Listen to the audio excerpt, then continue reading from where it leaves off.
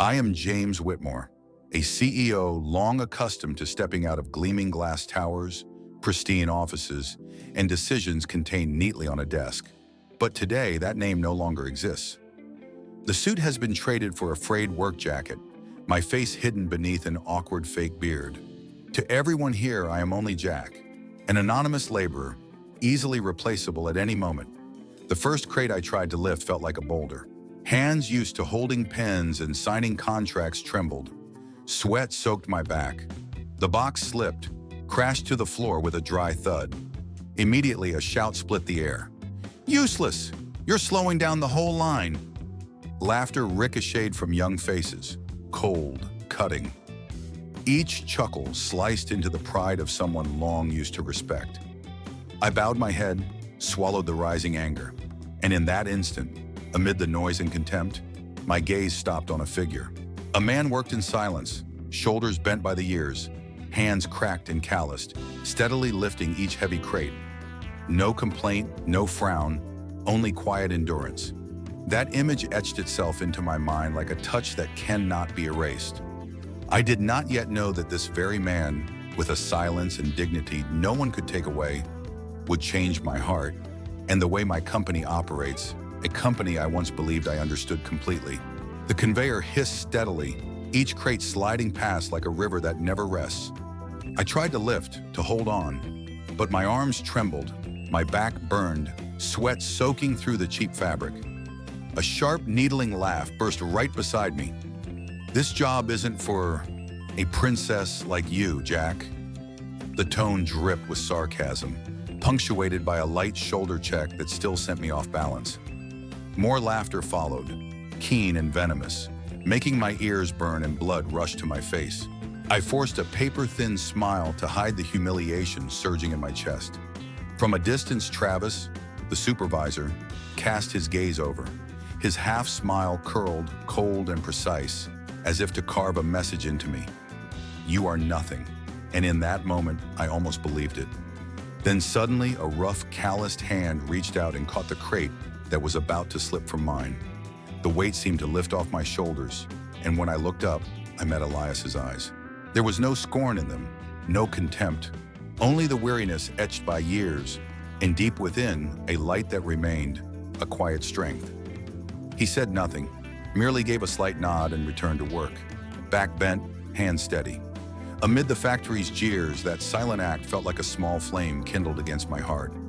In the clamor of humiliation, that unspoken kindness rang louder than any words. I didn't know then that this moment would become the red thread tying me to Elias, and to a truth I would no longer be able to ignore.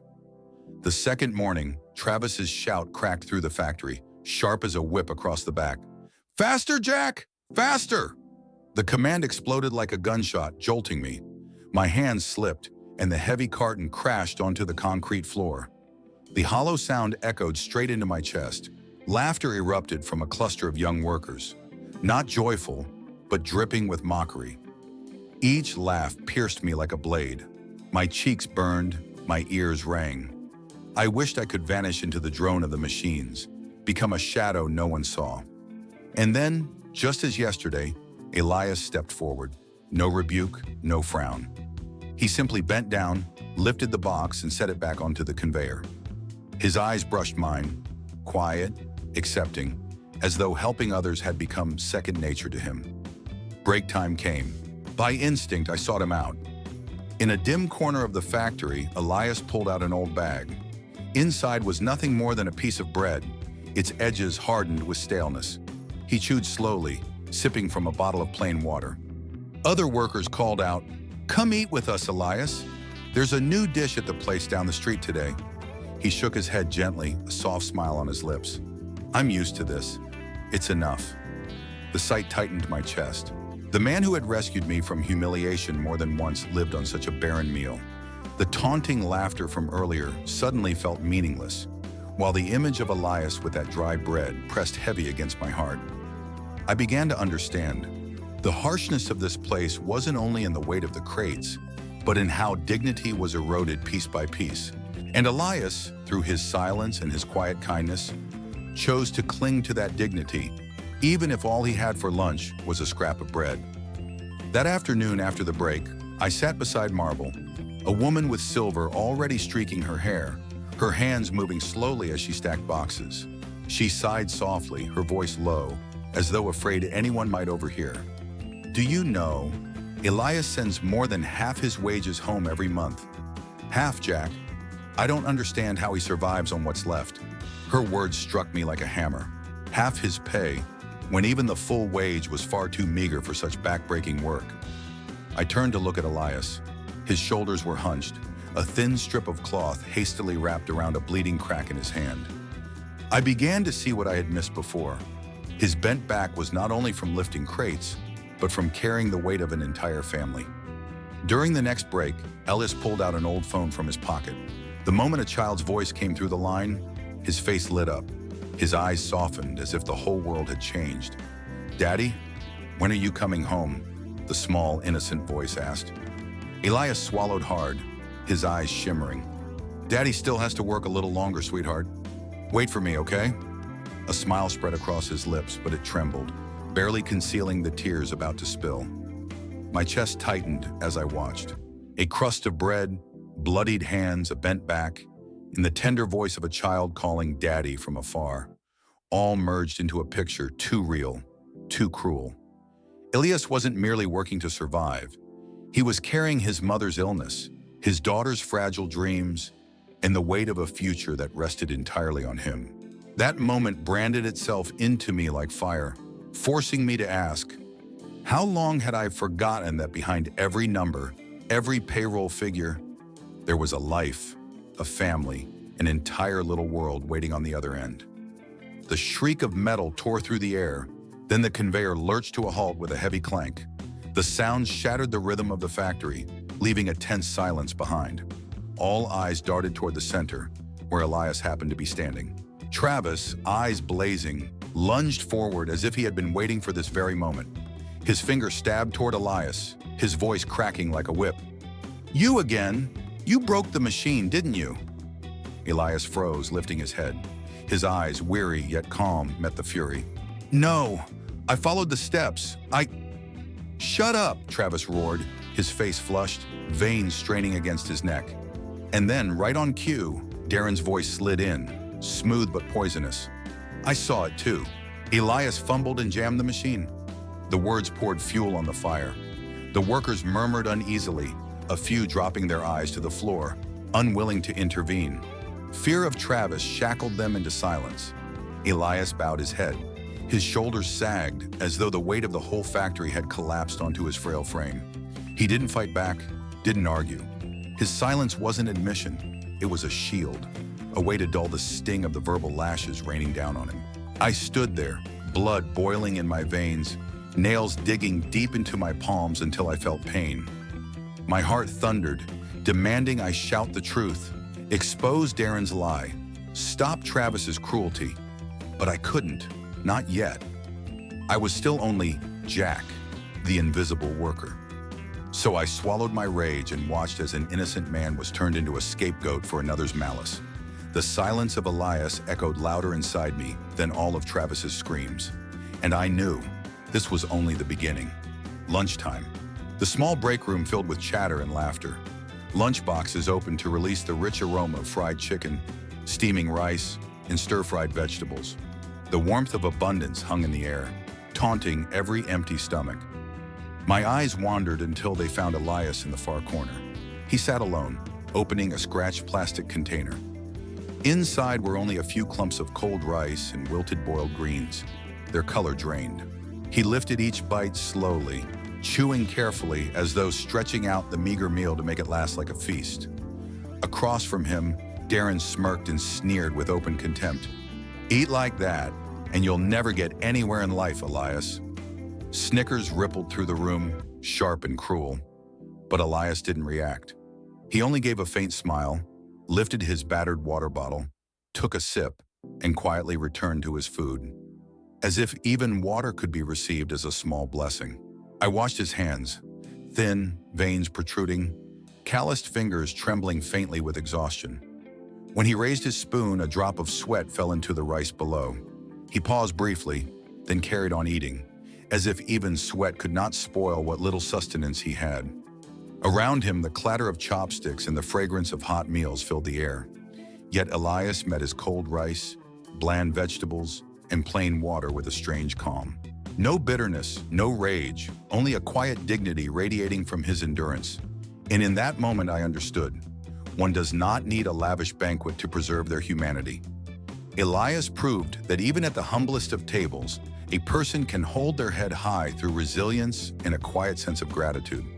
The shift ended as the roar of machines faded into uneasy silence. The air was thick with grease and sweat, the floor slick with grime and oil. I walked out with the others, but my eyes stayed fixed on Elias. His frail frame hunched further after another day of draining labor. On the rubble-strewn path leading to the lot, I gathered the courage to ask quietly, "Do you ever feel so tired that you just want to stop?" Elias let out a raspy chuckle, his smile worn and yellowed teeth flashing with self-mockery. "Of course I'm tired," he said, his voice rough, almost amused at the question. Then he stopped, eyes lowered to his frayed shoes. For a moment, silence hung between us. Finally he spoke, voice lower, waited. "But I can't stop. My mother is still sick. My child is still young. If I stop, who will take care of them?" The words landed like a stone dropped into a bottomless well. Simple, yet impossibly heavy. In his bloodshot eyes, I saw not despair, but something sharper. Resolve. The resolve of a man who had chosen to live for others. So much so that he no longer had the right to live for himself. I fell silent. Any response I might have offered felt small, almost insulting compared to the burden he bore. We walked on in wordless rhythm, our footsteps echoing against the cracked pavement. Yet within that silence I realized, Elias was no longer just a worker. He was a pillar, holding up the fragile world of those who depended on him. Late afternoon, the dim yellow lights of the factory cast long shadows across the cracked cement floor. We left through the gate, walking slowly toward the lot. As Elias bent down to tie the frayed lace of his old shoe, a small piece of paper slipped from his pocket, carried briefly by the breeze before falling to the ground. I caught a glimpse of it, childlike, uneven handwriting. "Daddy, I miss you." Elias quickly picked it up, his hand trembling slightly, tucking it back into his pocket as though it were a treasure no one else should touch. But I had already seen the care in his movement, the glimmer in his eyes, something tender, yet painfully bittersweet. I asked softly, "Was that a letter from your child?" He hesitated for a moment, then nodded. His voice dropped, fragile as a whisper. "Every month she sends me a few lines. Just a handful of words, but enough to keep me standing." He pulled the paper out once more, his calloused fingers gently smoothing the worn creases. The page was faded, the ink blurred, the folds nearly tearing apart, but he held it as though it were gold, as though it tethered his very soul. His fingertips lingered on those childish words as if touching them meant touching his daughter's heart across the distance. My chest tightened. I had once thought a laborer's drive was survival, wages, the next paycheck. But here Elias's reason lay in plain sight. Love compressed into a fragile scrap of paper, giving him the strength to stand on weary legs. I said nothing more. I only walked beside him in silence, carrying a mix of awe and ache. How a tattered letter could hold more power than any million-dollar contract I had ever signed. The machines hummed steadily, crates sliding down the conveyor in their relentless rhythm. I stood a few steps from Elias when Darren approached, his half-smile glinting like a trap. He deliberately rammed his shoulder into Elias. The shove wasn't hard, but it was enough to send a stack of crates crashing to the floor with a loud, jarring thud that echoed through the factory. Instantly, Travis stormed over, his face red with fury, his fingers stabbing toward Elias like a dagger. "You again! When will you stop being so clumsy?" Darren jumped in, his tone slick but dripping with malice. "That's right, I saw it. Elias wasn't paying attention. That's why it happened." The air thickened.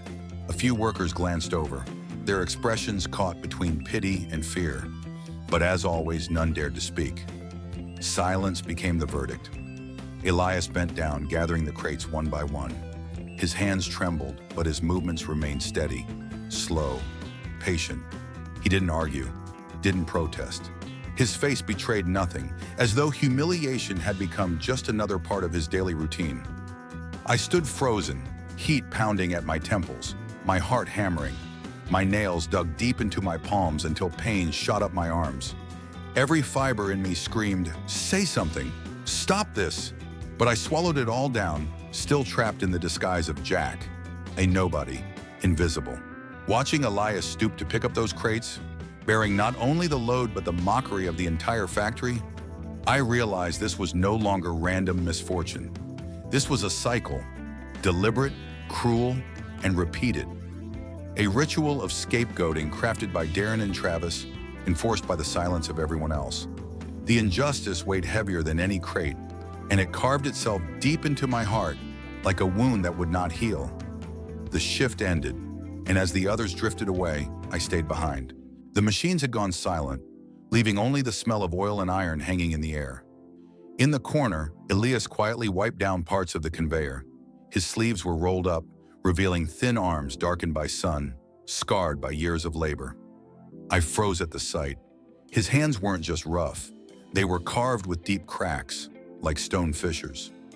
Dried blood clung to his knuckles, and fresh red lines split across his skin, the legacy of countless scrapes with steel edges. He flexed his fingers slightly, wincing at the pain, then carried on cleaning as if agony were nothing more than routine. I couldn't hold back. Stepping closer, I asked softly, "Doesn't it hurt with your hands like that?" Elias lifted his head. His eyes were tired, yet there was still a faint smile lingering there. "Of course it hurts, but these hands, they don't have the right to stop. If they stop, my mother won't get her medicine. My daughter won't go to school. So, they keep going." His words, plain and steady, cut into me sharper than any blade. Looking at those battered hands, I understood. They weren't just tools of labor. They were living records of sacrifice, etched with love, paid for in blood, sweat, and stolen youth. I had once shaken the hands of countless wealthy men in polished boardrooms, but never had a single glance at a pair of hands made my throat tighten like this. In those cracks and scars lay a story Elias had never needed to speak, a story his hands had already told. Night fell, and the factory sank into silence. I followed Elias out to the parking lot. Beneath the flickering yellow light, he leaned against an old car, its paint chipped, body rusted, groaning each time the wind passed. He opened the plastic container in his hands. Inside lay nothing but cold white rice and a few limp, overcooked greens. Elias ate slowly, chewing each bite with care, as though stretching the meager meal into a small comfort. I asked quietly, "Don't you go home to eat with your family?" Elias paused for a moment, his eyes drifting far away. "My family is far from here. I send the money home to them. As for me, cold rice is enough." The words came calmly, without bitterness, yet each one struck me like a stone. I watched him swallow each mouthful, swallowing not just food, but exhaustion, hunger, sacrifice. When he turned the key in the old car, its engine rattled and coughed like the breath of a dying elder. Still, his gaze remained steady, lit with a quiet endurance, like a lamp flame that refused to die even in a storm. Standing there, I suddenly felt small. I had eaten at gilded restaurants, walked the glass halls of skyscrapers, lived in excess. But here, watching Elias with his cold rice and unyielding eyes, I finally understood. The truly rich man was him, not me. The next morning, the factory roared back to life with the thrum of machinery. Yet the atmosphere felt oddly lighter. Travis was absent. For once, the rhythm of work seemed almost bearable. I noticed Marble, her hair streaked with gray, walk over to Elias as he quietly tended the conveyor. Leaning close, her voice was low but firm enough for me to hear. "Elias, if anyone here deserves to be manager, it's you, not Travis, and certainly not those who only know how to shout." Elias chuckled, the sound rough, like wind scraping over stone. He shook his head, his gaze drifting from the crates for just a moment. "Manager? I don't need that. I just need enough money to send home to my family." Marble sighed, her words heavy with resignation. "No, Elias, you deserve so much more. It's just that this system, it's never been fair to people like you." I studied Elias. He lowered his head again, returning to work, a weary smile flickering across his lips. But that silence spoke louder than words. He didn't believe he would ever be seen, ever be given the chance. For him, survival pressed so heavily that even dreaming had become a luxury. My chest tightened because I, James, could see in Elias the qualities of a true leader: patience, kindness, endurance. And yet all of it was buried beneath layers of neglect, overshadowed by men who shouted louder than they worked. In that moment, I realized the cruelest injustice wasn't just the insults or the blame. It was how those most worthy of recognition were left forgotten in the dark. The familiar sound of heavy footsteps striking the concrete announced Travis's return. At once, the air in the factory thickened. The pace slowed, weighted with dread. He didn't need to shout. His presence alone tightened the atmosphere like an invisible rope around everyone's throat. His eyes scanned the floor and, as always, landed on Elias. His voice snapped, sharp and scornful. "Faster, Elias. You're always the one dragging the line down." Elias didn't lift his head. His jaw clenched. His hands kept moving, pushing crates along the belt in steady rhythm. Yet I saw his shoulders quiver, a small tremor of restraint. Darren seized the chance, his sly grin flashing. "That's right. We're the ones carrying his load every single day." A few uneasy laughs rippled among the younger workers, not from amusement, but from fear. They laughed to avoid Travis's gaze, laughed to shield themselves from becoming the next target. And Elias, he did what he always did. He stayed silent, his face unmoved, his hands unceasing. He swallowed the accusations whole, as if they were nothing but dust he had long learned to endure. Watching this, my chest burned hot. This was no random misfortune, it was a cycle. Every day the same script. Travis barking, Darren adding poison, the crowd staying silent, and Elias bearing the blows. This wasn't an accident anymore. It had become a routine, a cruel ritual. I clenched my fists, the thoughts searing through me. Elias's silence had become his armor, but that same silence had also turned him into a permanent target for their cruelty. That day's shift ended in the weary groan of machines, workers drifting out like shadows, drained of strength. I walked beside Elias, my mind heavy. His silence in the face of Travis and Darren's abuse gnawed at me. It wasn't mere resignation. It felt like a deliberate choice. I gathered my courage and asked quietly, "Elias, why don't you ever fight back? Why don't you tell them the truth?" He lifted his gaze, calm as a lake after a storm. No rage burned there, only the deep fatigue of years endured. "Fight back for what? To lose this job? I need it. My family needs it." The answer was brief, but it struck me like a stone sinking into a bottomless pit. He wasn't lacking courage. He was choosing silence, because the medicine for his mother, the future of his child, outweighed his own pride. I was stunned. In all my years in boardrooms, I had heard endless speeches about courage, resistance, justice. Yet never had I seen with my own eyes the true cost of defiance. Losing livelihood, losing medicine, losing a child's tomorrow. Elias kept walking, his body bent, but his spirit unbroken. He didn't need to shout to prove his strength. His silence itself was his strategy, the fragile shield protecting those he loved. I walked beside him without another word. Inside, a painful truth settled. Sometimes silence is not cowardice, but the harshest testimony of a love that refuses to be extinguished.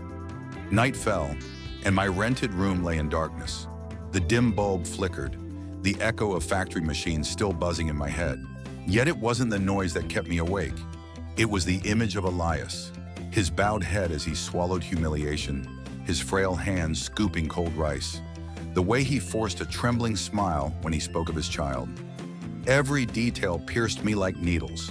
The cracked, bleeding hands, the back bent under years of burden, the childish scrawl, "Daddy, I miss you," and his voice still echoing. Fight back for what? My family needs this job. My chest tightened as if something heavy pressed down on it. I had stood in boardrooms worth millions, listened to polished reports of productivity and efficiency. But now, standing face to face with reality, I saw the true cost. Sweat, blood, dignity ground down into silence. I clenched my fists until my nails broke skin, a sharp pain grounding me. Because I knew, if I stayed silent, if I allowed this to go on, I was no different from Travis or Darren. Silence would make me their accomplice. In the dark, I whispered to myself like an oath, I won't let Elias endure this forever. I will act. Not today, maybe not tomorrow, but soon. This silence will end. For the first time since stepping into that factory, I no longer felt like a faceless laborer in disguise. I was James Whitmore, and the flame had been lit, a flame that would not die until justice returned to this place. The slap of Travis's hand on the desk cracked through the factory, louder than the machines themselves. He barked, Elias, Jack, stay, overtime, now! The room froze.